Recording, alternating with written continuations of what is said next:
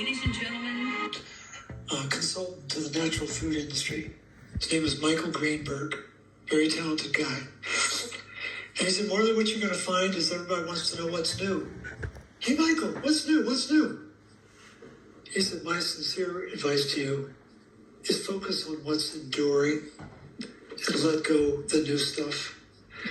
And it was that conversation that for some reason I looked back in time and I discovered that there was a point in the Earth's history when there was no oxygen on this planet for many, many years. I mean, how the astrobiologists know this, I have no idea. But what is an established fact is that copper saved us from that environment. how? Well, it's unique in its ability to work with oxygen. It's unique in its ability to work with iron. And it turns out that those are the two most powerful toxic elements on planet Earth. After fluorine gas, oxygen is the most reactive element on the planet. Iron is the master pro-oxidant on the planet. And what kills us? Oxidative stress. And every conceivable chronic disease you know of has unchecked oxidative stress at its core. Why? But you know what, Morley, can I interrupt you here for just please. a minute? Yeah. A lot of people, when they hear that, oxidative stress, we hear it like you have stress. So what? We all have stress. So what? In other words, it's been normalized in conversation, particularly in the health and well-being, longevity circles. You have oxidative stress. So for most of us, we don't know how to hold that. It's like, okay, but it has profound biological effects. Explain it. Absolutely. Let me bring it down a notch. 20% of our air we breathe is oxygen. It's a poison. We can't live without it. We can't age without it either. And so we have mitochondria in our body that are able to turn that O2 molecule into two molecules of H2O. Got to turn oxygen into water. And that, I think, is the most important chemical reaction on the planet. That transfer of oxygen into water allows energy molecules to be released. That's what keeps us going all day long. We make our body weight in ATP every day. And if you can't turn oxygen into water, you're not going to release the ATP. But more importantly, you're going to turn the oxygen into oxidants. And I call them accidents with oxygen. It's going to become superoxide. It's going to become hydrogen peroxide. It's going to become the hydroxyl radical. Something very negative, peroxynitrate. There's some very destructive elements that are produced if the oxygen does not become water in our mitochondria. And the complex where that takes place is called complex 4. And the enzyme is called cytochrome C oxidase. Otto Warburg got the Nobel Prize in 1931. And what's the enzyme classification for cytochrome C oxidase? EC 1.9.3.1. So that's why I always What is that? Well, that's just the same. That's just telling you exactly where it's taking place. It's an oxidase reaction taking place in the liver, and that's how the enzyme classification system runs. But the point is, we cannot make energy, and we cannot clear exhaust if we don't have bioavailable copper. And so when we're driving our car, we're moving forward, and we don't pay attention to the exhaust coming out the other end. But there is exhaust coming out. There's always exhaust coming out of our car, and there's always exhaust coming out of mitochondria. A certain level is fine. It's when the exhaust gets too high, then it becomes what's called oxidative stress, and the body loses its ability to respond to the environment.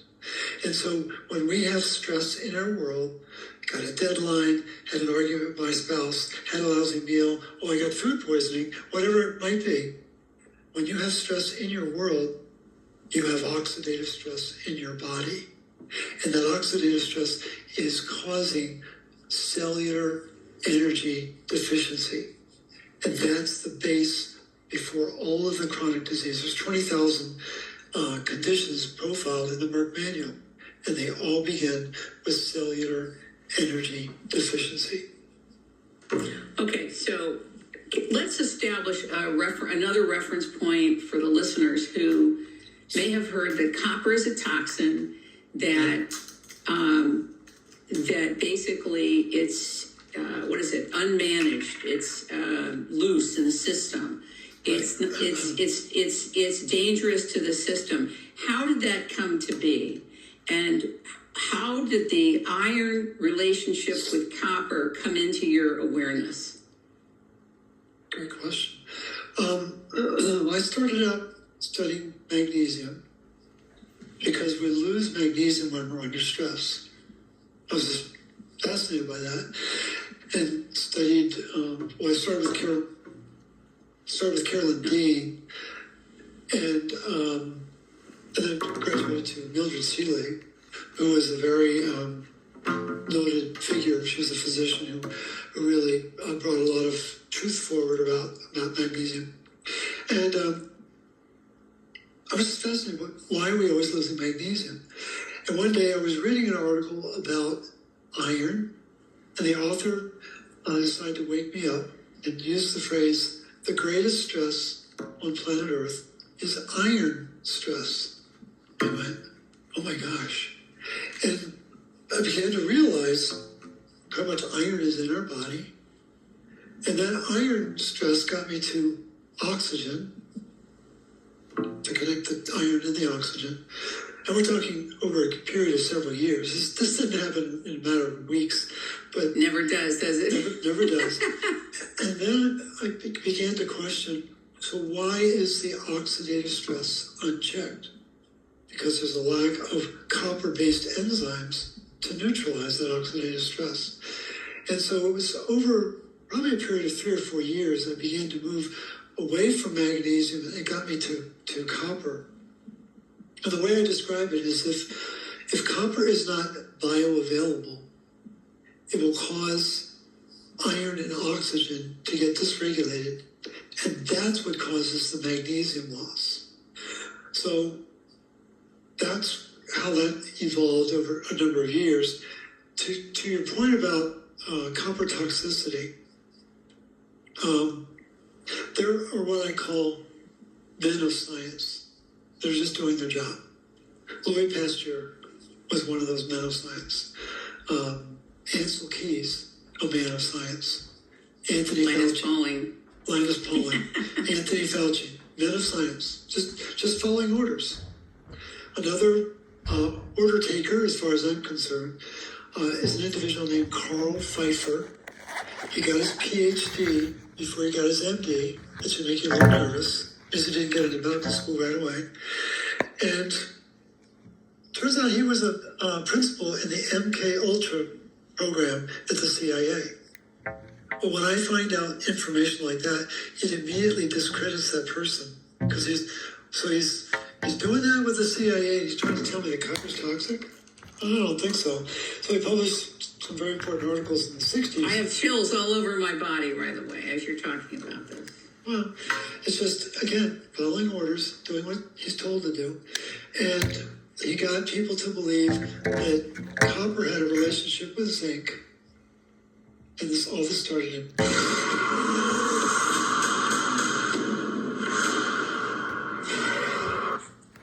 I studied the literature from 1900 up to, all the way up to the present day, but prior to 1960, the focus was iron and copper.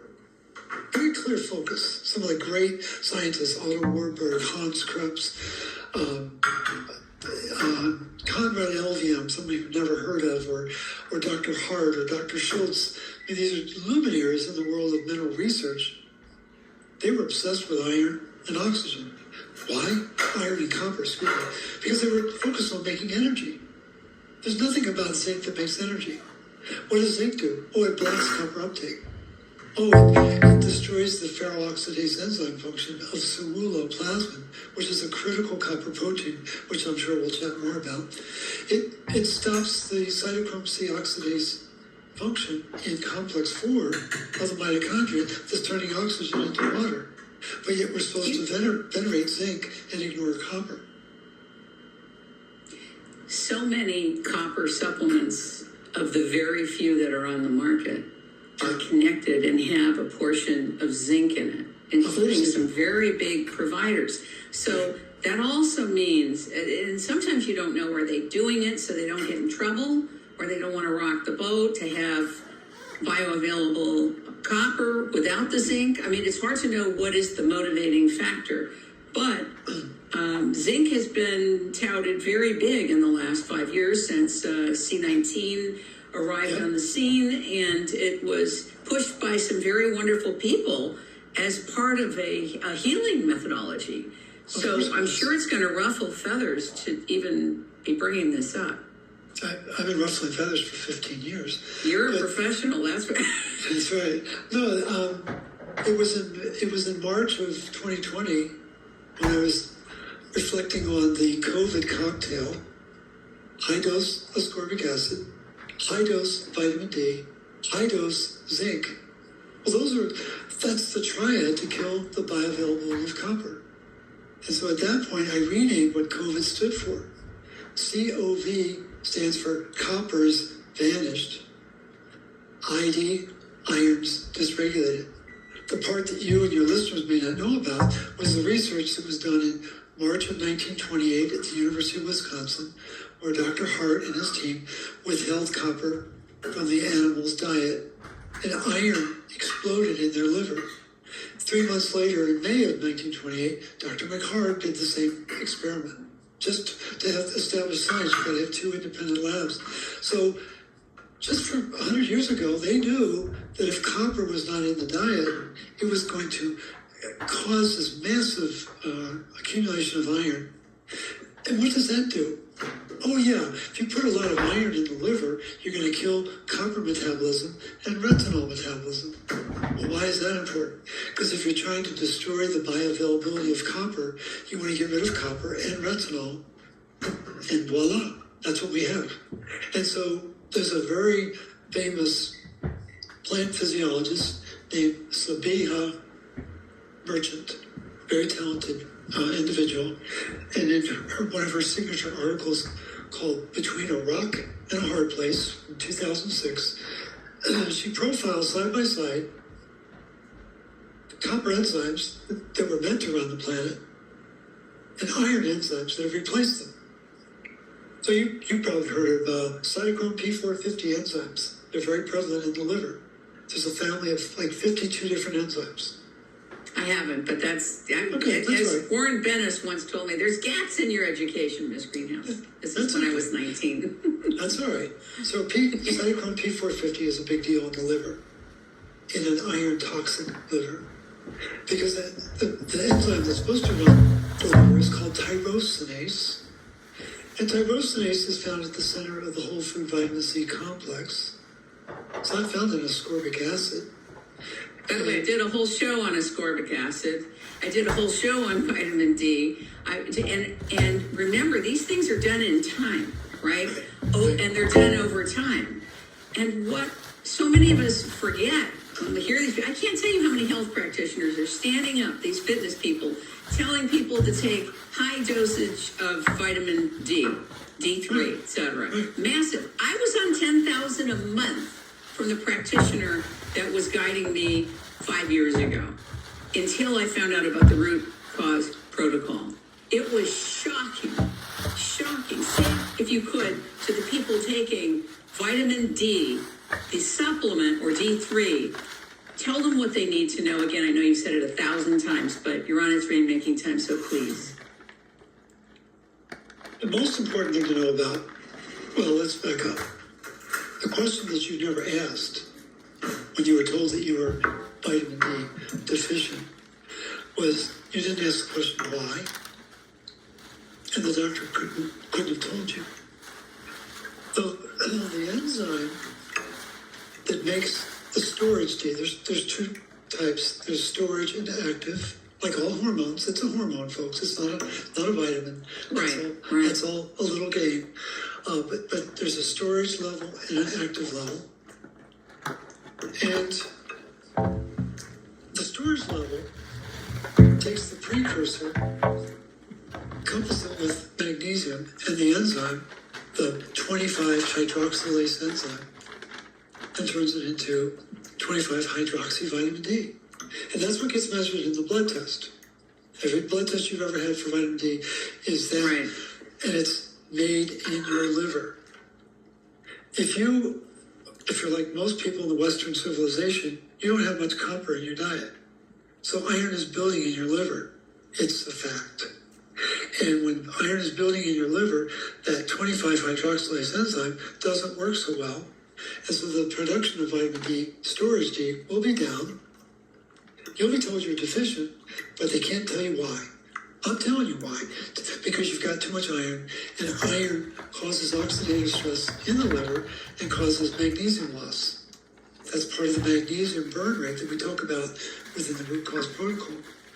The other part they've not told you is that there is an active form that's principally made in the kidneys, and it's called 125-hydroxy vitamin D. And it's made by another enzyme called 125-hydroxylase enzyme, or dihydroxylase enzyme.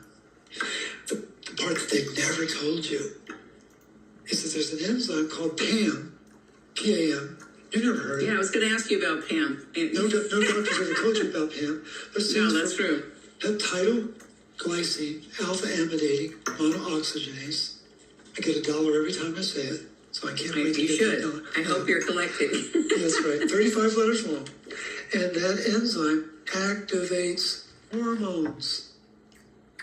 Oh, signaling peptides.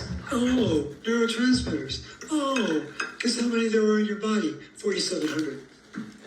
There's one enzyme, the PAM enzyme, copper dependent, doesn't work without copper. And you can't turn your hormones on, your neurotransmitters on, your signaling peptides on without the PAM enzyme kissing them to make sure that they're active.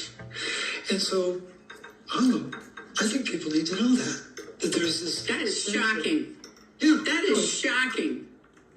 And so, the body makes parked cars. Literally, all your signaling peptides are parked cars. Parked car doesn't do you any good until you can turn it on, right? That's really why we drive cars, is so we can move. And can't turn the engine on without the PAM enzyme. And so the active form of D is made principally in the kidney. Oh, but it's also made in macrophages, which are the Pac-Men that gobble up the bad guys.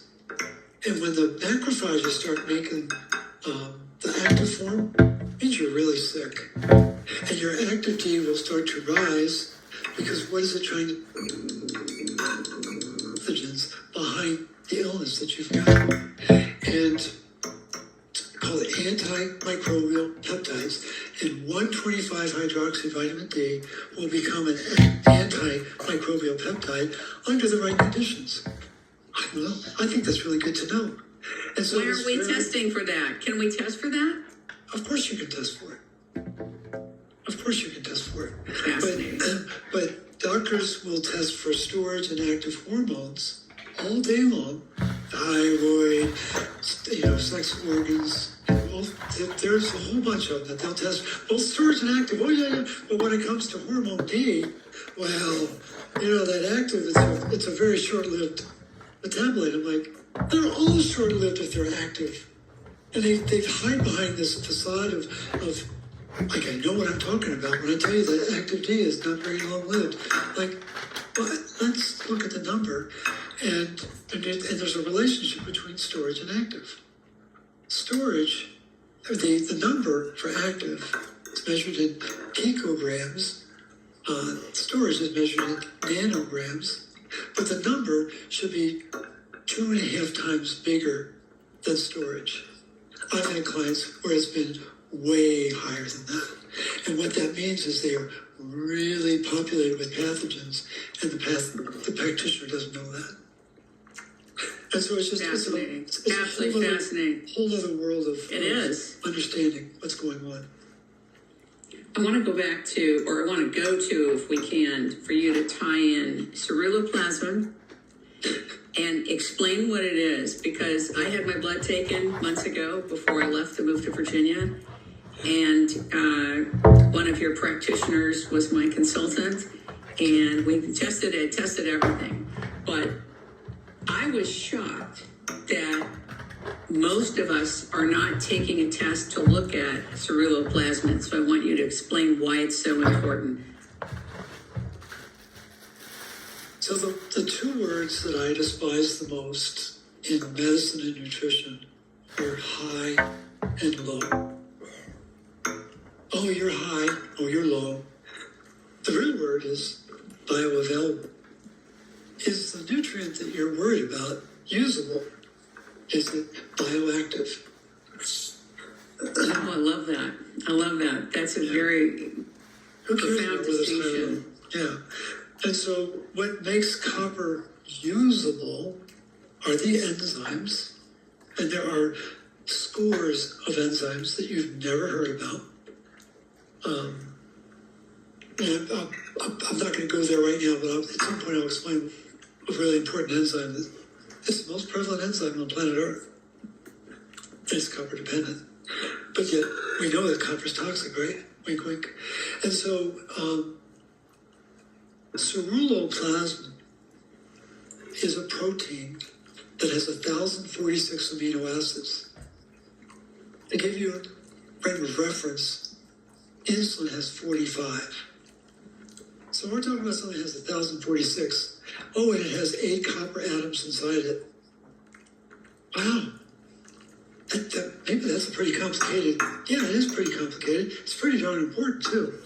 And so in the world of biochemistry, you have what are called substrates. These are elements that serve to stimulate activity within a protein to create what's called enzyme function. Great book on enzymes for the folks who are in the reading crowd. Enzymes, the Fountain of life. Fountain of life. Enzymes are little engines. Can't live without them. And so this protein, this very large protein that was discovered in 1948 by Holmberg and Laurel, two Swedish physiologists, they thought they discovered the Holy Grail. They in fact had. They did. They did. I was going to say. And so cerulo is a word for blue. Blue in the plasma, in the plasmin. Ceruloplasmin. And it can work with 15 different substrates. Now, if you get into the literature, they'll tell you, oh, it's only for iron. Don't worry about anything else. There are actually 15 different elements like oxygen, amine groups, phenol groups, diphenol groups. And again, I'm not trying to turn people into biochemists, but I want you to understand the raw intelligence of this protein, that it can work with 15 different substrates and express 15 different enzyme functions, which is a very hard concept to accept.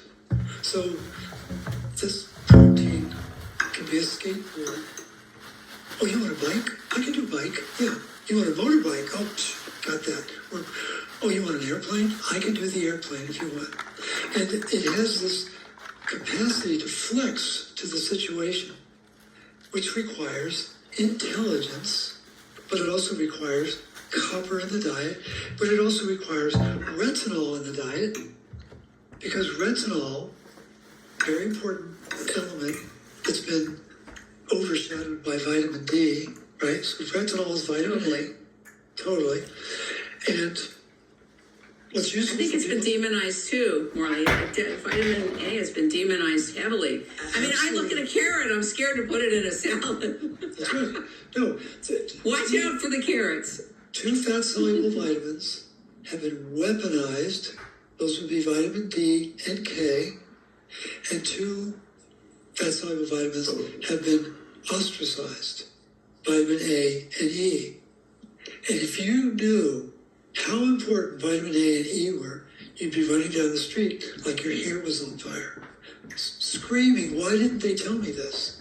And so Well, I'm going to vitamin A- ask why they didn't tell me. I'm going to ask why they didn't tell me. For example, I have dry eye, and I am so mad. Your vitamin A I am so mad about it, and I've been through, just to tell you, sorry to interrupt you, I've been through all the most advanced tests, okay? They're liquids, they're this, they're that.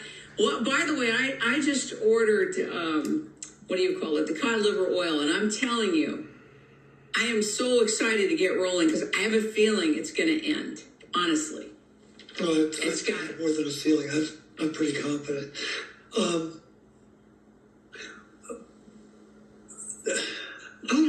How far do we go with this conversation? As far as you want to go. Well, I think everyone wants to know is the Earth flat or round, right?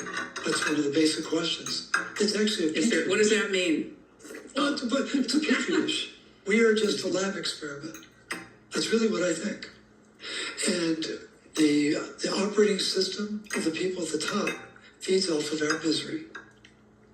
That's how simple it is. And you don't need to be a conspiracist to believe that there must be people at the top who are doing some really crazy things. So, and maybe off-world, I don't know. I don't have enough knowledge about that. I just know that the goons in charge right now don't want us to know this knowledge. And we were never designed to be this broken, to be this tired, to be this defective. And over the course of the last century, I think it started before the First World War. But Well, look what happened with the cholesterol. The whole cholesterol thing is a lie. You know how many people we know are on, what is the drug that they're giving everybody for cholesterol? Statins. I did a whole show on the whole cholesterol, how the lie came to be. Yeah. What was done. And this is years ago I did this. It was shocking then, but it didn't stop people from taking it. But this is the part you didn't know. There's a process of making what are called iron sulfur clusters. So most of our iron is tied up in moving blood, moving oxygen, really, in hemoglobin. But 70% of our iron is tied up in hemoglobin. 10% is in myoglobin. It's a molecule that's holding. Have you heard about this tiny tactical mosquito repeller? It was developed by the U.S. Army to eliminate all mosquito seconds or less. It creates a mosquito-free zone. Oxygen is in myoglobin. It's a molecule that's holding oxygen for the muscles. So 80% of our iron is a waiter carrying oxygen. But there's a certain percentage that goes into making what are called iron sulfur clusters. And it's a mixture of iron and sulfur working together to enable the mitochondria to work, for the most part. The part you didn't know is that there's an enzyme called ferrodoxin. Ferrodoxin is really important to work with iron so that it doesn't become problematic in making an iron sulfur cluster. Oh, did I forget to tell you that ferrodoxin is copper dependent? And if copper goes down, the activity of ferrodoxin doesn't work right, and guess what rises? Cholesterol. Iron. Oh, Cholesterol rises. Wow. And so it turns out that there's 11 molecules of oxygen in every molecule of cholesterol. So what is cholesterol? It's an oxygen sink. Because it knows you don't have enough copper to activate it, it's going to put it into cholesterol to protect you. Cholesterol was never the bad guy. Cholesterol was telling you, hey, we got a problem here. And cholesterol alone was never the problem. It was the rusting of the cholesterol. Well, what was causing the rust? Oh, yeah, they started putting iron filings in the food system in 1941. Oh, my God. And so when they started adding iron filings, that created an oxidative environment to rust the cholesterol that affected the enterocytes. I mean, not the enterocytes, the endothelium. And it's like, I mean, I could go on for 2 hours about what happened. But the point is, all of it stems from the fact that people didn't understand copper and iron and oxygen. And it's a three-ring circus. And if you understand how that three-ring circus works, you'll be fine. If you don't, you believe in disease, you believe in the nostrums of your doctor, And the whole purpose of the root cause protocol is to make the system irrelevant. You don't need the system. And I know there are a lot of sick people out there with all sorts of conditions, but at the very core of every one of those conditions is rising oxidative stress because you're not making energy because you don't have enough copper in your mitochondria. But isn't there also with that the overaccumulation of iron? That's Yes. what I read a lot also in your book. But Absolutely. can you speak to that and the dangers of that? Because like I went to give blood the other day. I went to the Red Cross. Right. The Red Cross saved my life as a baby. My mom was RH negative. I was RH positive, and I was jaundiced, and they kept me in the hospital 3 weeks, and they called me the miracle baby, whatever. I think that's the first time I was famous. And they were, before they gave me the test, they were checking to see if I had enough iron in my system Right. to see if they should continue. And I had gone to a completely different place when I was in Charlotte, North Carolina, but I didn't understand why they were doing that. Why were they checking if I had enough iron? If in fact, what you're saying through your research is we have an oversupply almost. So the being that runs medicine on the planet is you're anemic and you're copper toxic. And if I can convince you that you need more iron and stop playing with that copper thing, I will have a patient for life. That's really what it's based on. And there's dietary iron and there's recycled iron. And here's the part that's really wild. The average woman has about 4,000 milligrams of iron in their body. The average guy, about 5,000. At least that's what we're told. If you want to know how much iron you really have in your body, get out your calculator, punch in your age, and multiply it times 365.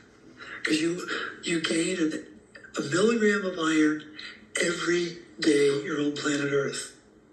This is a formula that's used by all iron biologists. It's not my formula. You know what? Robert Crichton made sure I understood that formula. I said, Dr. Crichton, I've read your material. He said, I just want to make sure you understand, Morley. I said, okay. He's the dean of iron biology on the planet. His textbooks are used in all medical schools on the planet.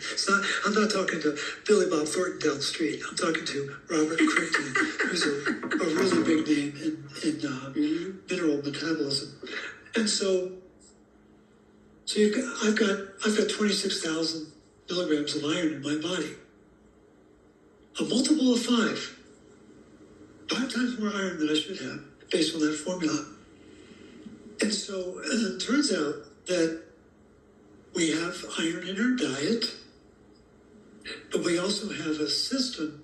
The formal name is called the reticuloendothelial system. Took me 2 years to figure out that meant recycling. Even pronouncing it is pretty good. I know, but it's a recycling system. Yeah. And every second of every day, we replace 2.5 million red blood cells every second. In the course of 24 hours, we replace 200 billion red blood cells. Now, to put this into context, one red blood cell has 1 billion atoms of iron. And so we're clipping along. 1 billion? 1 billion atoms of iron. And we're clipping along at 2.5 million red blood cells a second, replacing them. And what's happening is that those red blood cells are being broken down in our spleen, which is on the left side. And then that iron that gets released in that process needs to get attached to something called transferrin, transport iron, transferrin. And that attachment of iron to transferrin happens 2.5 times faster in the presence of ceruloplasmin. Oh, we're back to that funny protein that loves to work with iron and oxygen.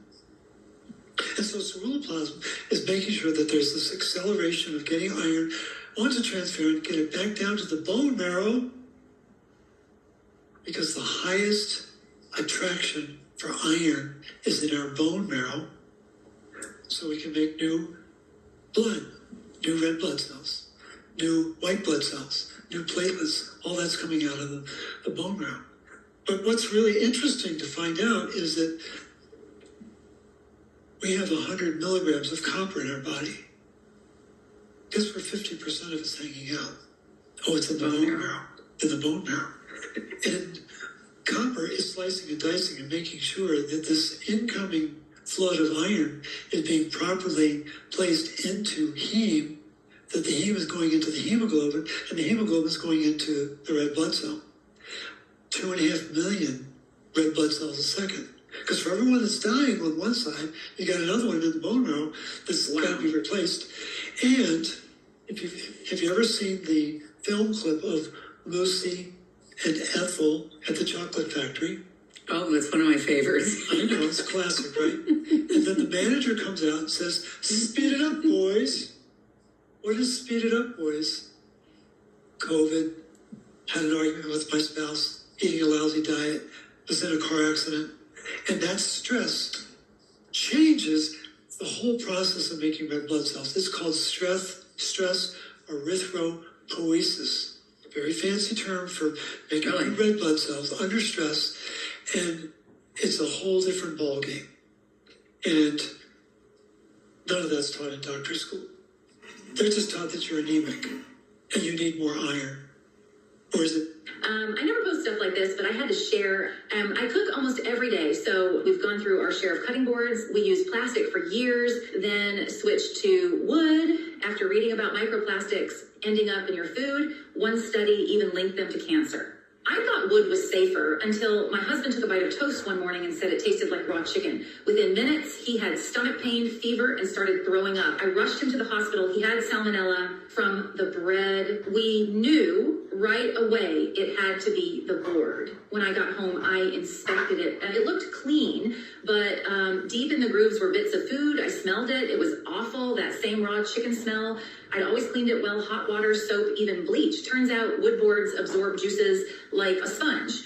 Over time, they trap bacteria like E. coli and salmonella deep inside. Bleach can't reach it. I felt sick. I threw it out on the spot. Thankfully, my husband recovered, but I knew I needed a safer option. A few weeks later, we were at my husband's boss's house for dinner. I noticed his wife using a sleek silver cutting board. I'd never seen anything like it. She said, "It's my Tavano. It's made from pure titanium." It's a new kind of cutting board that naturally resists bacteria and prevents cross-contamination. Even pro chefs are switching to it. She told me her mom had the same issue, constant stomach problems, never knew why. Turned out it was the cutting board. Once she switched to Tavano, the problem stopped. The board was created by a biology student from Texas who loved cooking. He discovered titanium was the safest material and easier on knives too. My mom bought an extra and gave it to me, so that night I cut raw chicken on it, rinsed it with just water, and it was spotless. No smell, no stains. It still looked brand new days later, no matter what I cut. I asked where to get more. She said they're not in stores because big brands are trying to sue them out of business, but they're still available through their website. She gave me a referral link with 53% off. I ordered 3 right away. Don't get a knockoff from Amazon. Most of them aren't real titanium and can damage your knives. I've tried them all. Plastic, wood, glass, bamboo, even marble. They all have problems. Tavano is the only one that's safe, clean, easy to use, and keeps my knives sharp. And yes, it's dishwasher safe. If you use a cutting board, even occasionally, you need this. It's a one-time purchase built to last a lifetime. I got one for my dad too. He saw what was hiding in his old board and tossed it the same day. I left the link below on the Learn More button. With the love it or return it guarantee, there's 0 risk. And honestly, I don't know how long this price will last. Also, my mom's friends already bought 4 after seeing hers. Just get one. You'll thank me later. Tap the blue button on this video now to get 50% before they sell out again.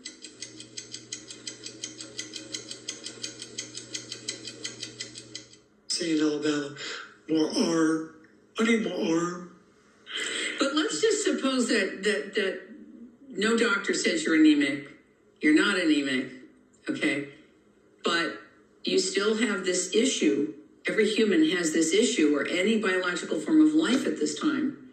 As I understand from reading your book, that we don't have enough copper to make the best and the optimal energy and longevity of our organ systems and everything else. Right. Let me just finish out the recycling Yeah, system please. and then come back to your question. Okay. So we're told that we need about 18 to 20 milligrams of iron a day. No, that's not true. What we need is, if you want to get really technical, 24.4 milligrams of iron by way of a recycling system that's run by copper. Thank you very much. We need 1 milligram of iron a day from our diet. And so if you want to be healthy, you really restrict the amount of iron going through your mouth, and you build up your bioavailable copper to ensure optimal turnover of the iron in your recycling system. So 95% of the iron that we need every day to make 200 billion red blood cells, it's the greatest concentration of iron in the course of 24 hours, is making new red blood cells. We gotta have copper. And we just need a little tiny bit through our diet. And what they've done is they've pushed the recycling system aside. And don't talk about that. Let's talk about, everything's about iron absorption. Iron absorption. Did you absorb enough iron? Are your enterocytes absorbing iron? You need more ascorbic acid if you're not getting enough iron in your diet. And they're ignoring completely the recycling system, which is providing 95% of the iron that's needed in the body. So then, what you've got is, on top of that confusion, is you have a iron fortification program that's on steroids. And so now everything is fortified, wink, wink. The only people who are being fortified are the people making the product. They're making a lot of money, and they're adding a lot of iron to our flours. Think of all the products that we buy every day. Think of all the feed that animals are eating every day that have been fortified. And then we go one step farther and we take one a days or some kind of supplement that's got all sorts of iron in it. It's going to have at least 18 to 20 milligrams of iron. There's prenatals out there that have 65 milligrams of iron every day. I heard of an individual whose father was given 900 milligrams of iron every day. Guess what happened to his father? He died of a heart attack. Cancer. Yeah. He died of a heart attack after about 3 weeks of that regimen. And the doctor was shocked. He said, he's so anemic. And the part that people don't understand is, if iron may show low in the blood, there's no measurement of iron high in the tissue. That's where the crisis is. This is where the action is. Wow. That's exactly where the action is. And so we have all sorts of detailed measurement in the blood, but we're not looking back at the tissue. We can do that through MRI.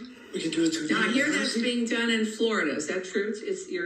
You are connected with someone who's actually doing MRI of the tissue to see how much iron is in storage. Yes, and there's a company out of Australia called Ferroscan, Ferroscan, and they have MRIs all over the world. They're devoted to measuring iron in the organs, but principally in the liver, and then they're working on the heart. They're eventually going to have it for all the organs. That's incredible. And as a matter of fact, we know that in Chinese medicine, in acupuncture and with the meridian system, that the liver is where the action is for between health and wellness. Right. You know, what's happening in the liver. So let us suppose that this kind of testing becomes available to more people. Let us suppose that they have an overaccumulation of iron in the liver. Now what? We're going to take a quick break, and then we'll be back to the show. You and I are living in a world where our attention span is being electronically stolen from us. Our focus is waning. It is as if we're going through a divorce just being in society, where people are being factionalized against each other. this group against that group against this group against that group. News stations are promoting this. Newspapers are promoting this. It's a never-ending, how do you say, Gordian knot that we're in. I'm a pioneer. And I've been on an over 40-year mission to set up a next generation solution and discovery network to get and fast track solutions and discoveries to get into the world. What I've been through in these last 40 years is unbelievable. What I've learned, what I've been through, the countries I've lived in, the challenges I've been through, and the discoveries that I've made along the way. It's not to be believed. I want to share it with you. I want to talk to pioneers and communities. I want to talk to authors and creative people. I want to talk to entrepreneurs and inventors. I want to share with you my experience of what it means to bring in a whole new system of something that people weren't even thinking about 40 years ago. It has to do with money. It has to do with finance. It has to do with structure. It has to do with how ventures are legally expressed. It has to do with consciousness and bringing people together. I want to speak to your audience, wherever it is. And I'm available now to share what's happened along the way. I'm Kim Greenhouse. Bring me to your group. Thank you very much. And back to the show. Now, because it's not going to show up in the blood. It's not going to show up in the blood.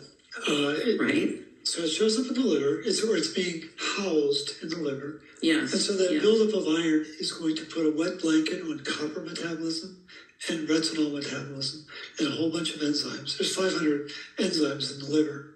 And that buildup of iron is going to have a deleterious effect, negative effect on the overall metabolism of the liver. And so what you're really asking for is, what do I do now? Well, what we really recommend within the root cause protocol is there's two parts to it. There's stops and starts. The stops are going to offend a lot of people because they've been doing it for years, not knowing that it disrupts copper metabolism, disrupts the production of ceruloplasmin, disrupts the production and activity of a lot of copper-based enzymes.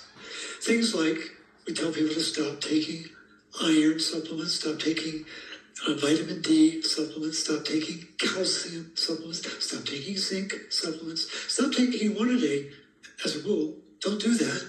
And then we encourage people. That is going to upset a lot of people. That's going to really freak a lot of people out. Well, the D part is going to freak a lot of people out. Well, if people, because everybody's scared now, oh my God, if you don't get enough sun, you're going to be in trouble with D and you better start taking it. I mean, it was a big push out there. Look, I understand. I befriended a very famous lipidologist. He studied fats. His name was Fred Kummerow. And my strategy all along has been, if I find an article that I'm really impressed with. For anyone struggling with deteriorating vision, do not have another Greek yogurt before you see this. Did you know that declining vision isn't just an inevitable part of getting older? Surprisingly, the root cause of most vision problems has little to do with genetics or screen time. A recent study by top researchers discovered that there are sticky, protein-filling cells that accumulate in the eyes, potentially contributing to eye strain, blurred vision, and even leading to more severe conditions over time. More importantly, scientists have identified a simple 7-second evening ritual that individuals over 45 can easily incorporate into their routine. This technique is designed to support eye health and promote clearer vision over time, no matter how long you've been dealing with vision issues. Many people have reported remarkable improvements in the sharpness of their sight after following this approach, without the need for surgery, contact lenses, or glasses. This natural bedtime eye hack is so powerful that the $147 billion vision correction industry is fighting to keep this information hidden, as their entire business model depends on keeping your eyesight weak so you remain a lifelong customer. But over 112,000 men and women have already tried this vision restoring solution, and are now enjoying perfect vision regardless of their age. This ritual targets the root cause of vision loss, so once your eyesight improves, it stays crystal clear for life. I encourage you to pause whatever you're doing and click the Learn More button to watch a free short video that reveals exactly how you can use this simple technique to regain perfect 20/20 vision naturally. This has nothing to do with risky surgeries, contact lenses, or prescription glasses. Just imagine, no more squinting, no more blurry vision, and no more relying on glasses to get through your day. Even better, you'll finally be able to see the world with the clarity you once had. You'll be able to read your favorite books, drive confidently, and enjoy the beauty of a sunset with your loved ones again. However, the powerful vision correction industry has already tried to shut this presentation down multiple times, so it's unclear how long it will be available. Click the Learn More button before it's too late.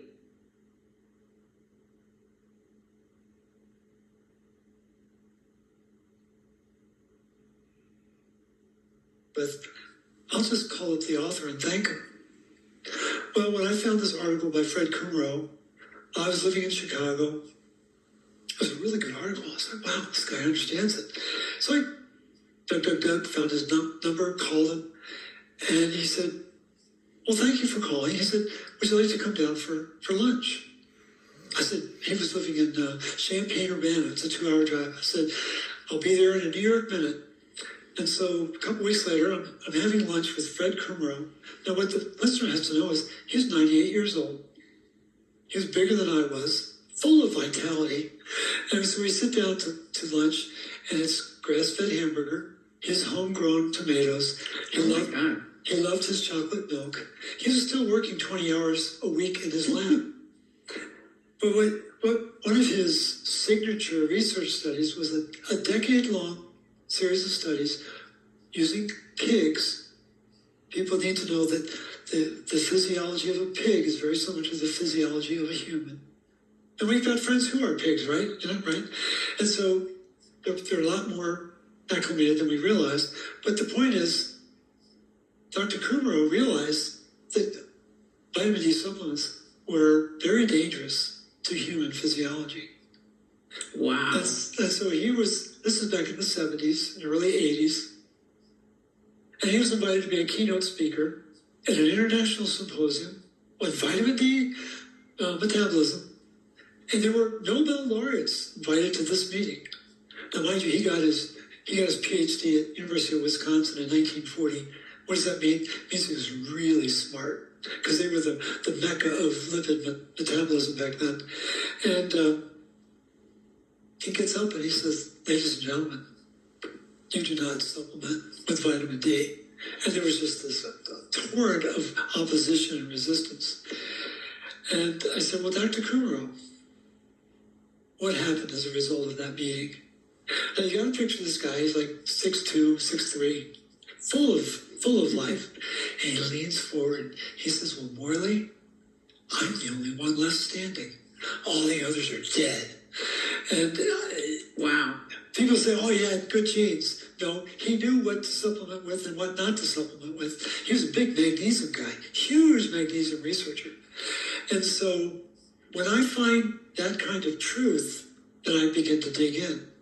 And for people who are interested, there's a masterclass that we have on the Root Cause Protocol website. And we go for 2 hours and explain why you need to rethink this vitamin D. And if you're still not convinced, at least get your nutrients from cod liver oil. Don't get it from a vitamin D only supplement. Because cod liver oil has 10 times more vitamin A than vitamin D. Why? Because it's 10 times more important. That's why. And nobody knows anything about retinol or vitamin A. And again, its most important property is its ability to activate copper, but also be involved in regulating iron. And again, all of that genius has been lost to the ages. You know, most of what's on the internet in the health domain has people like, okay, what do I take next? Okay, what do I take next? Okay, what do I take next? Okay, so-and-so said this. And there are a lot of people that can get up and they can be an expert in this domain, and then they start bringing in all these other domains. They're very authoritative. They speak with confidence. And people take it like it's true. It's a fact. It's true. You know, how many years were we told that salt is bad for you? Right. You know, how many years did they took the American public off of salt for 50 years? I mean, real salt, not just table salt. Right. So, and how many influences until finally this scientist wrote a book called The Salt Fix about the study of salt, how it really works, the whole system. Good book. And I was off it, and I was a tournament tennis player, and I didn't salt, and I didn't take salt, and I didn't use salt, and that was shocking. It's the kind of revolutionary or transformational turnaround in thinking. When you think something's bad for you, how many years did we go without having eggs? Oh my God, eggs have cholesterol. It could cause a heart attack. You know, so there's all of these easy pronouncements. What I appreciate about you and your work is that you provide evidence and the history. So there's a flow, there's a progression of what came about, how it happened. We had Dr. Stephanie Zenef on to talk about the impact of glyphosate. That is the most disturbing thing.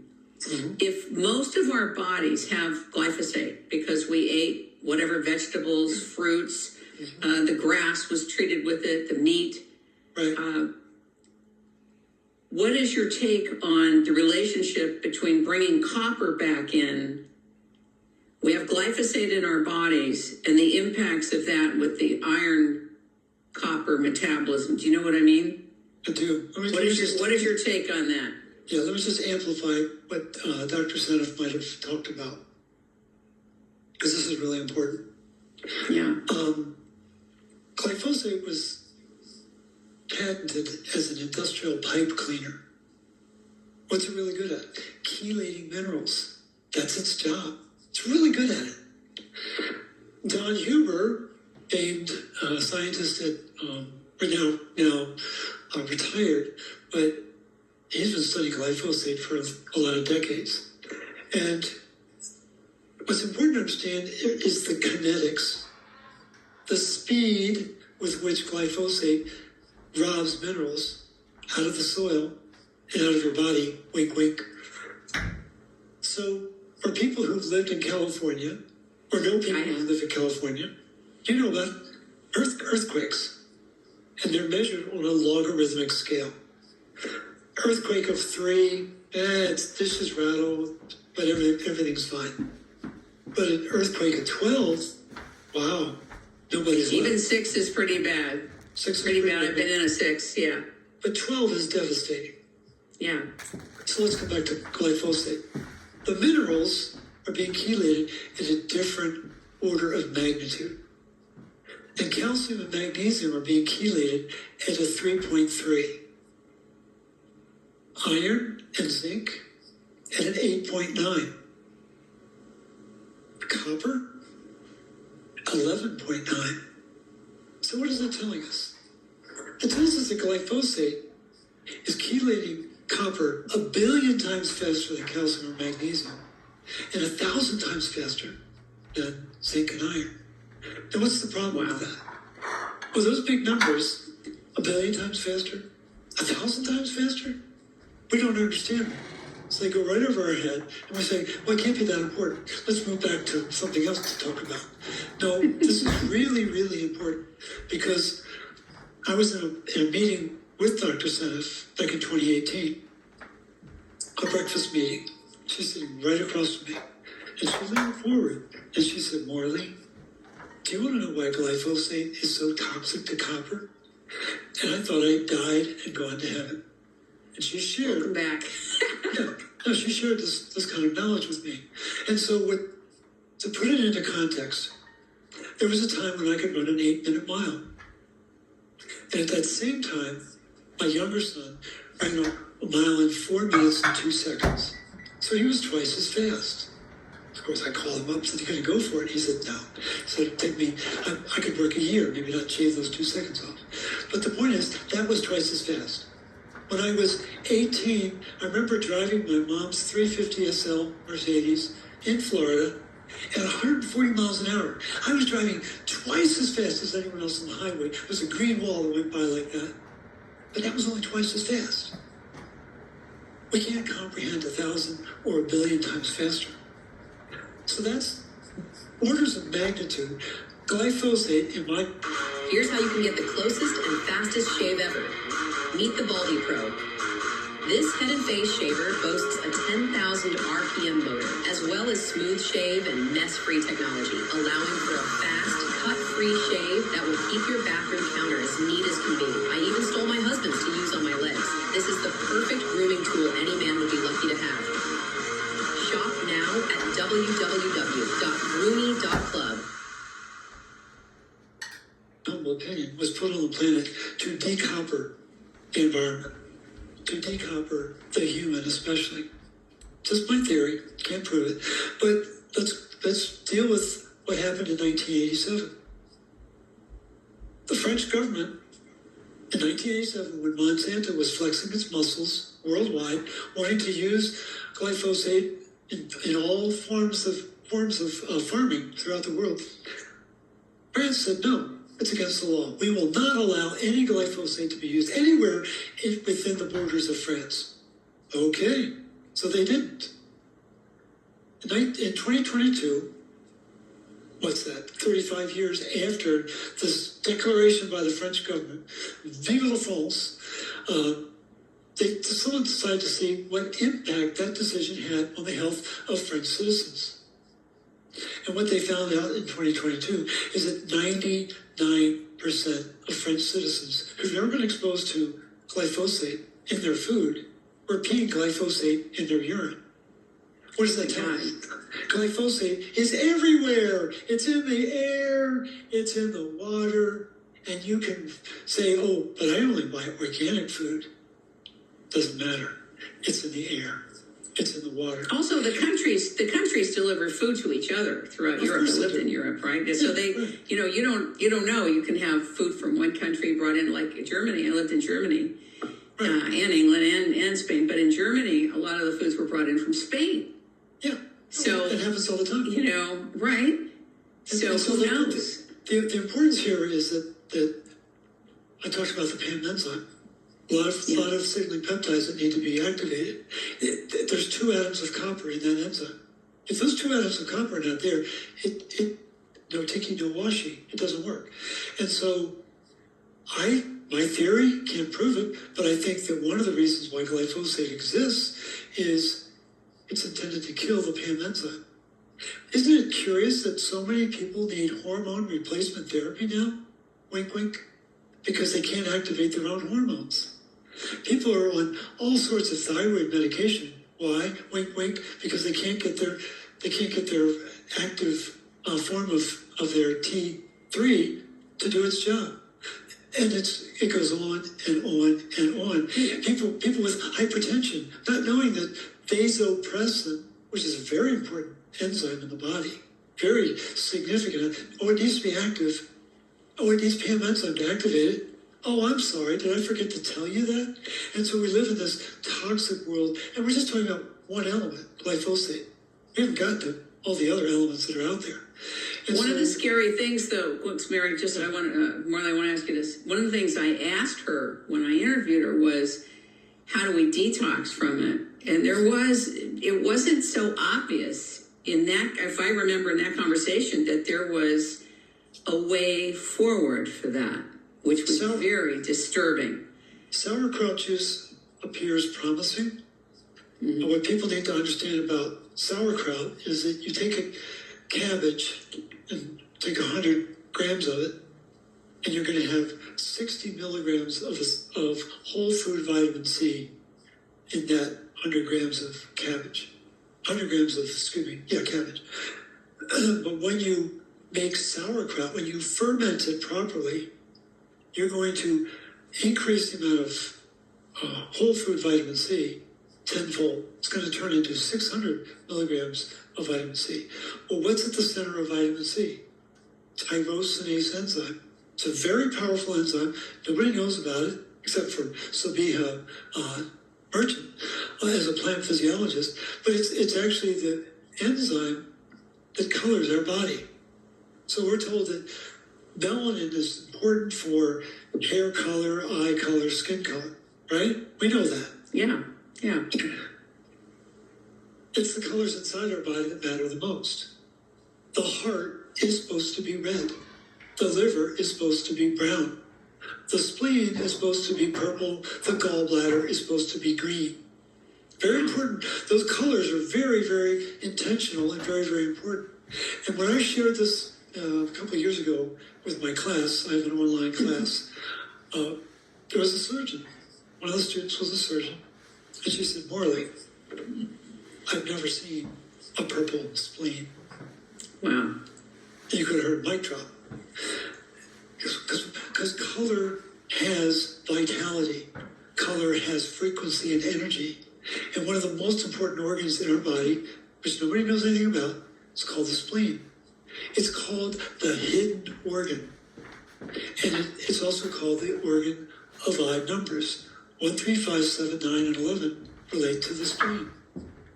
It's 1 inch thick, 3 inches long, 5 inches wide, weighs 7 ounces, but under stress, it can go up to 7 pounds. So a 16-fold increase in weight. And it hides behind ribs 9 through 11. Wow. So why would it go from 7 ounces to 7 pounds? What's accumulating in the spleen that nobody knows about? Oh, it's called iron. Because it's a major processing center for those 2.5 million red blood cells a second. Got to break them down. And if that iron starts to accumulate in the spleen, it's the gateway for all autoimmune disease. Flows out of the iron. It flows out of the spleen.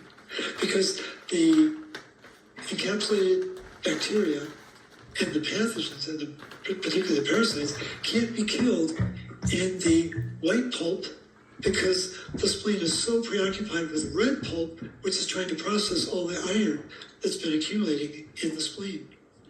And it's, to me, it's just this whole area of physiology that nobody knows anything about. You're into energy medicine, aren't you? At Sure. a fundamental level. Yeah. And have you ever had acupuncture? Oh, absolutely. Yeah. What Did it what do work for think- you? What do you think the meridians are based on? Yeah, acupuncture. Copper. It's copper running the meridians. And what's interesting. Wait a minute. Hold on. Yeah, I know, right? Hold on. Wait a minute. Oh. Say it again. Copper runs the meridians? Yes. How do you know that? How did you come up with What, that? what, I just make this stuff up. No, really, on this. No, How did you, like, one of my students is a very gifted reflexologist who's intensely passionate about acupuncture. And there's a German-based acupuncturist who made that declaration many years ago. Again, anytime we're Wow. involved in moving energy, it's going to involve copper. It's so central to life. There's a world-renowned mineral expert at Auburn University, Paul A. Cobine, in 2004 and 2006. He's the guy that said, oh, we've got 50,000 atoms of copper in every mitochondria. Okay, that sounds like a lot. And so we have 40 quadrillion, 15 zeros, mitochondria in our body. Wow, that's another big number. I don't understand it, so it can't be very important. It's actually very, very important. And Paul Cobine went on record as saying there can be no life on planet Earth without copper. So let me ask you this. I want to go back to retinol. Yeah. And I know you talk about this day and night, and it's probably in your sleep. But for this audience right now, part 1 with Morley Robbins. I want you to talk about how retinol works with copper and iron, where we get it from. I know part of you mentioned it in the cod liver oil, and there's a lot of people who will say, I don't want to take cod liver oil, it tastes like hell and all that. I mean, when I take one, This is not a scam. All Americans can apply for the 2025 $15,000 debt relief program. People approved for this program walk into grocery stores with confidence instead of fear. If you don't apply in time, you'll have to wait another 12 months. Requesting it is very simple. Click on the video, answer 3 simple questions, and your approval letter will arrive at your home in 2 to 3 days. It does not interfere with your benefits. Just tap the button below and follow the instructions. 2025 just got a whole lot better, and here's why. They just launched something called Economic Relief for 2025. It's a nationwide program designed to help people take control of their financial situation, especially after the chaos of the last year. The best part, it's meant specifically for things like reducing credit card balances or easing up loan pressure. That's how it's structured. As long as you're using it to lighten the load, you're doing exactly what the program was created for. I enrolled and the impact was almost immediate. My bank statement reflected it. I couldn't believe how quickly things shifted. It's not just me. More and more people are learning about this and seeing results. You don't need to jump through hoops. You don't need perfect credit. You just need to check if you're eligible, and the process takes less than a minute. It's clear this was designed to give people a fresh start, a reset. So if you felt stuck or overwhelmed financially, this could be your moment. Don't put it off. Tap the button, answer a few simple questions, and see what's available to you.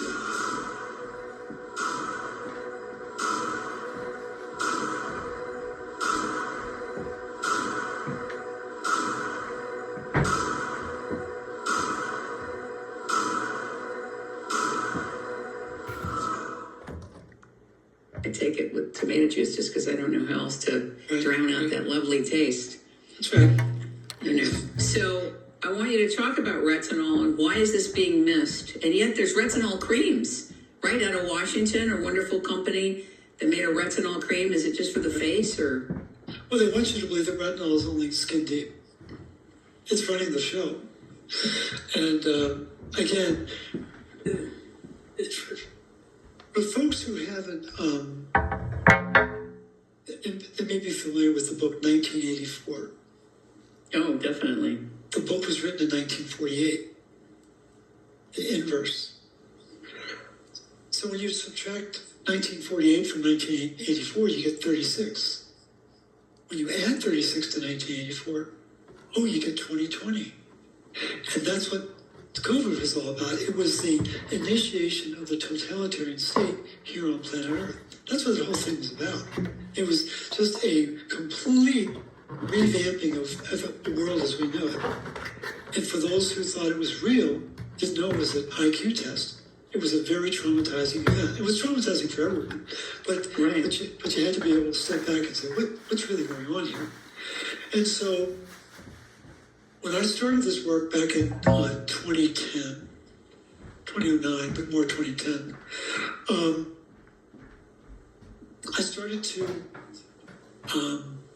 pierce the mythology of all these things that we've been talking about. Oh, you gotta watch your cholesterol, you gotta make sure you get vitamin D, blah, blah, blah.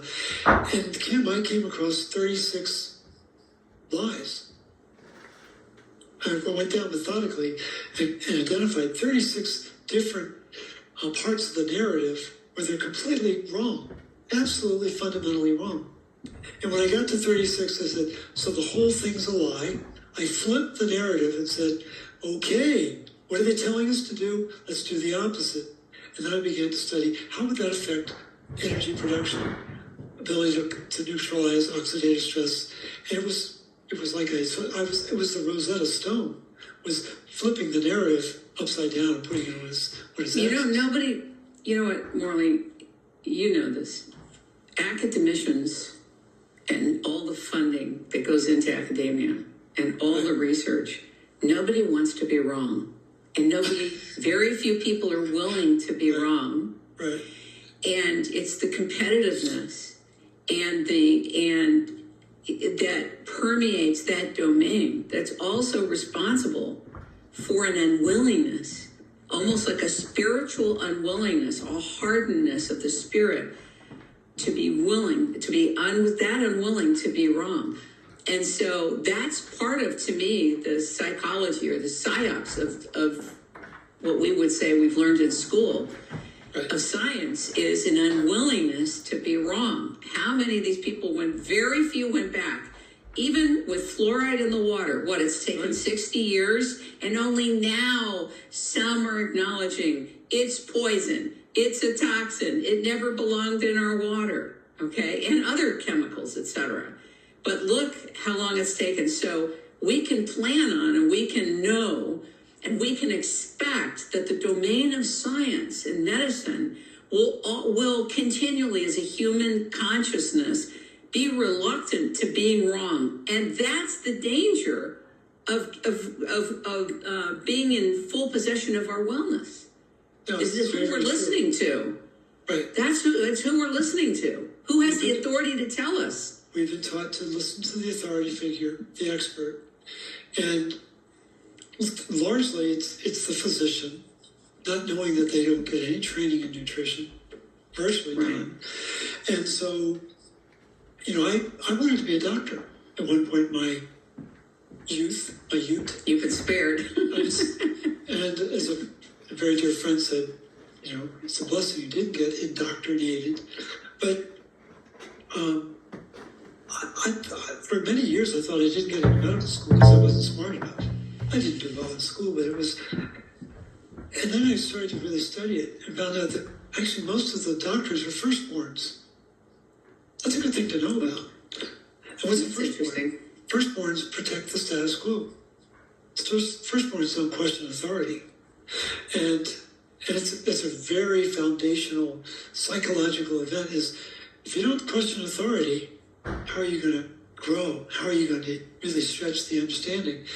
And so one of my clients years ago was a young guy in his 30s with Lyme disease. He couldn't work, but he decided to teach himself astrology. And so the day came when we're going to have this consult, and he opens up the conversation and says, Morley, what day were you born? I'm like, well, that's an odd question, but, November 15th. He said, I knew it. I said, what did you know? He said, I knew you were a Scorpio. I said, how would you know that? He said, only a Scorpio would dig the way you had to get to the truth. He said, but only a true Scorpio would take on the entire medical establishment and not back down. And I won't. Because the whole basis of the root cause protocol is to ignore the enemies, pathogens, the toxins, the heavy metals. Ignore the enemies, ignite the energy. And that's what we're all about. Let's make sure we've got copper. Let's make sure it's bioavailable. Let's make sure it's in the mitochondria. And let's start making some energy. And the blueprint that runs our body depends on energy. They forgot to tell us that. 80% of your immune system's in your gut. No, it's not. It's in the mitochondria. And so we've really got to have smart mitochondria to be able to be alert, to know what's going on, and to respond. And it's just this distortion of the truth over the last century that has caused us to lose our true north and lose sight of the fact that our ancestors, go back to the research of Weston A. Price. He was out in the field 100 years ago, discovering the truth of food and nutrition worldwide that was causing people to have perfect teeth. And what a lot of people don't know is that he knew that perfect teeth meant perfect spine meant perfect health. Because at a developmental stage in our fetus, we go from 32 buds to 64 buds. Well, 32 become our teeth, the other 32 become our spine. And so he was looking for what are the nutrients that we need to have in our diet in order to have perfect health. Why was he so driven to learn this? Because when his son was 12 years old, he gave him a root canal, as any good dentist would back in the 1920s. And for 4 years, his son struggled with his health and then eventually died. And he was so distraught. He vowed he was going to find out, how do you make perfect teeth? And what he discovered, which is really important, coming back to some of your other questions, his going-in proposition was that people with perfect teeth would be vegetarian and they'd be low-fat. That was his going-in proposition. Wow. And because he was a meticulous scientist, he recorded in 14 different communities around the world that 65% of their calories came from fat, especially retinol, ding, ding, ding. And they all ate protein, animal protein, from ants in Maasai tribesmen in Africa to whale blubber up in Alaska. Everyone ate animal-based protein. And so Which is what people are trying to get rid of now, like crazy. There's a big movement, a push. Of course. And the transhumanist movement is trying to absolutely wipe meat off, from Bill Gates buying up farmland and killing off all the animals and making lab meat and making it a number one priority. Oh my God. Well, Bill Gates is a franchise. Hillary Clinton is a franchise. I don't know who's behind them, where they just trot out their picture and, oh, they're doing this and that. It's like, okay, but there's someone behind that movement. I'm not questioning that at all. And it's the antithesis of human health. We were designed, our mitochondria really were designed to burn fat, not sugar. I'm convinced of that. And so, what did they do? Well, let me put it this way. What is something you would never do with your car? You would never pour sugar into your gas tank, would you? And that's exactly what we've done with our body. And all that started in the early 1900s, when they were taking all of the minerals out of the food by refining them. Get it? Wink, wink. We're going to refine this. And then they had to put a lot of sugar in. Why? Because it tasted like cardboard. Had no nutritional value. And so they had to sweeten it up. And we've been living that diet, and now we're living it on steroids for 100 years. And even the alternative health area, Dr. Gundry and Dr. this and Dr. that, and now a lot of the doctors are pushing allulose. Don't have sugar, have allulose. Where are you about allulose? They say it's very good for the mitochondria. It's very good for the, what do you call it? Your stomach. What do you call it? That's that. Yeah, I'm like. I come back to Michael Greenberg. What's enduring? What are the foods and sugars that sustained humanity for millennia? Galactose comes out of milk. Mannose, very important sugar. It's found in the vegetable kingdom. The last sugar you want in your body is fructose. Right, because your body makes it, right? Well, your body does make it, but high fructose corn syrup, which is the backbone of the food industry now, the first thing it becomes is called sorbitol. It's an alcohol sugar. And what does sorbitol do? Oh, it chelates 98% of the copper that's around it. Could that be a problem? And so when you are focusing on fructose as your sweetener, you're going to kill your liver.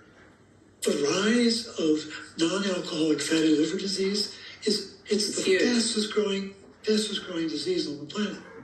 And it's like, we got a problem because people don't understand. Yeah, go ahead. No, and high fructose corn syrup has been added to all young people's diets in schools and everywhere they go. It's a complicator. Myra Fields, a famous mineral physiologist at USDA, originally from Israel. She was there for 20 years. She started blowing the whistle on high fructose corn syrup in 1970. And here we are, 55 years later. I mean, she wrote some impeccable research back in the day that proved this was beyond poison. Nothing changed. So if we can go back to retinol, I just want to flesh it out a little more. Yeah. And then I want you to share about hepcidin. I just want the public to hear it. Sorry. That's all right. Leave them on a twisted note. Okay, go ahead. Yeah. Retinol. What does it do? What is its relationship to copper and iron? Okay. Which basically reflects its importance, its critical nature. Okay. So everyone knows when we go out in the sunlight, we're going to make some vitamin D. Okay. That's good. And how's it making the vitamin D? It's going to break down the cholesterol under our skin and turn it into the substrate that's needed to make vitamin D. Okay, we can all agree on that. The part that no one's ever told people is that when you go out in the sunlight, you're breaking down retinol in your diet. Where's retinol found? Grass-fed butter, grass-fed heavy cream, yard eggs, breastfed beef liver, and cod liver oil. Those are 5 great sources of retinol. But when you're breaking down retinol, you're breaking it down into what are called retinoids. And there are different classifications. There are what are called retinoic acids, and those are hormones, just like hormone D, but there's 4 of them. They're really important. They're really powerful, and nobody knows anything about them. But the retinoic acids, Including me. right? It's okay. But retinoic acid is very powerful, very important for the body's physiology. But they also make what are called nuclear receptors, and they come in different flavors. There's RARs, retinoid A receptor, RORs, retinoid O receptors, RXRs, RZRs. There's gazillions of them. And like with thyroid, you mentioned that you had a thyroid issue. Well, Age 12. Since Okay. age 12. Well, you were retinol deficient. When you came out yellow, I knew. And I was a tournament tennis player starting at age 7. That's great. That's beautiful. But you didn't have enough retinol. I didn't have enough, a lot of things, because we didn't know anything at that time. So, Are we in done? order to make thyroid hormone, you have to have RXR kissing TR, thyroid receptor. When those two can kiss in the promoter region of the gene, voila, we can make T4. And then the vast majority of that T4 travels down to the liver, and it gets kissed by an enzyme called triiodinase enzyme to make That's a long T3. word. Yeah. 90% of the T3 is made in your liver. Guess when the triiodinase enzyme stops working? When you have too much iron in your liver. And so the thyroid, this bow tie up here, it doesn't run the body. It's just a narrative. It's just to hijack your mind. Copper's what's running the show, folks. It really is. It's hard to fathom. Get the book, go to the website, listen to my 300 different podcasts. But the thing is, when the liver backs up with iron, it sends a lot of things into a tailspin. So back to the retinol. Why is it important for copper? Again, retinol and copper are supposed to be stored in the liver. Very hard to store things when they're full of iron. Ding, ding, ding. And the enzyme that loads copper into the protein ceruloplasmin is called ATP 7B, 7 beta. Very, very important enzyme. It's a copper loading enzyme, and the key to turn on ATP 7B is retinol. Actually, it's 13-cis retinoic acid. It's one of those hormones that nobody knows anything about. There's another copper loading enzyme called ATP7A, 7-alpha. There's about 50 or more copper enzymes, like PAM, superoxide dismutase, cytochrome C oxidase. We can go on and on.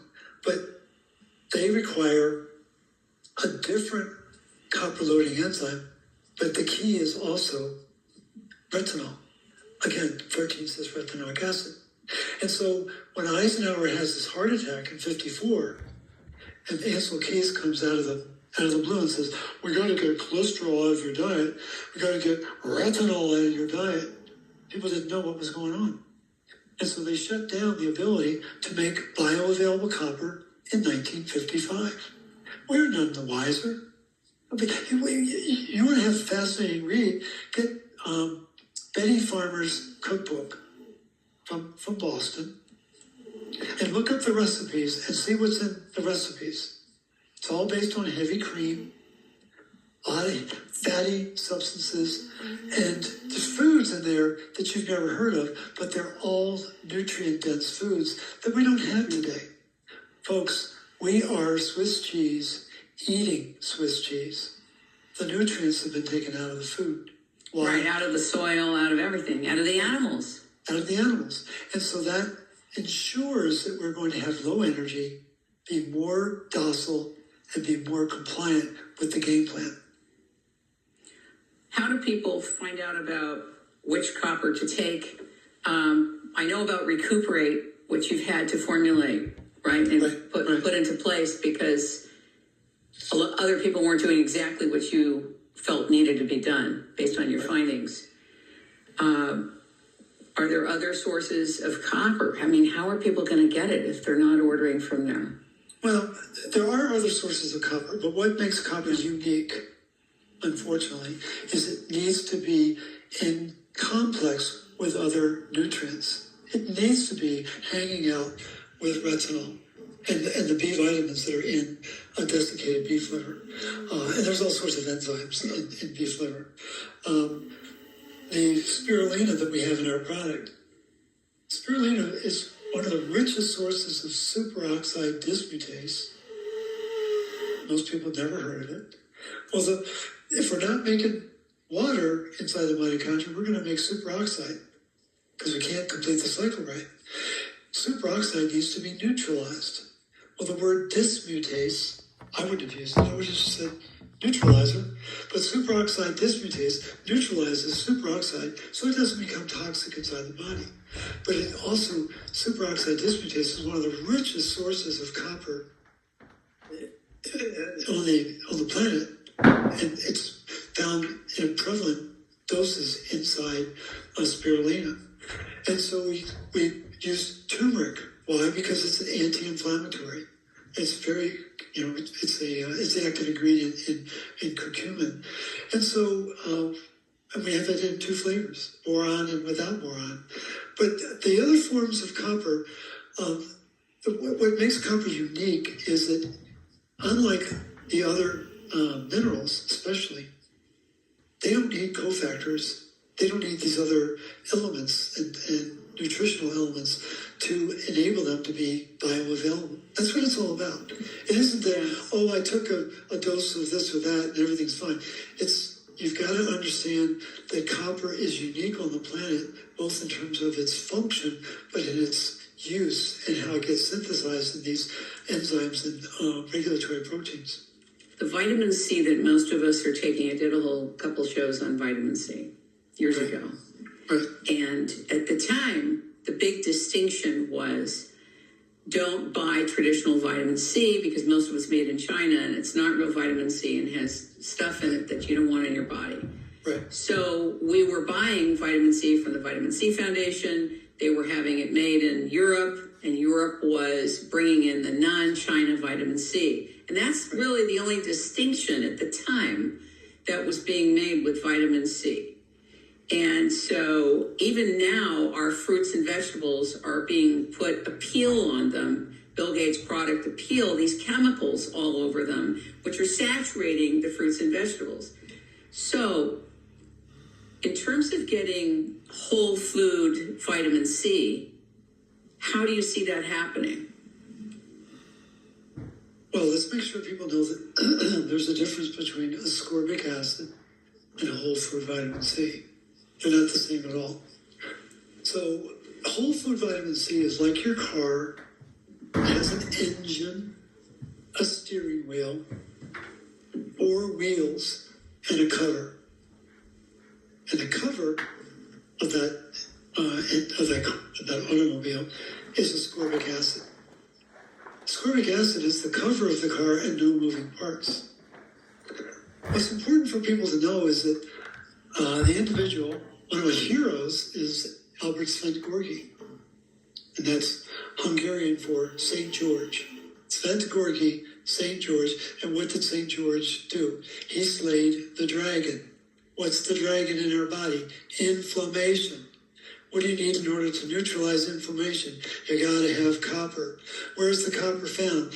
At the center of the engine called tyrosinase, it has 2 atoms of copper. Don't get any of that from ascorbic acid. But 18 months before he got his Nobel Prize in December of 1937, 4th of July, 1936, he wrote a letter to the editor of Nature Journal. There's a pecking order in the publication industry. Nature's up here at the top. And he wrote this letter about his research that he was doing with Hungarian peppers. And what he says in black and white, you can track it down if you're really curious. Ascorbic acid does not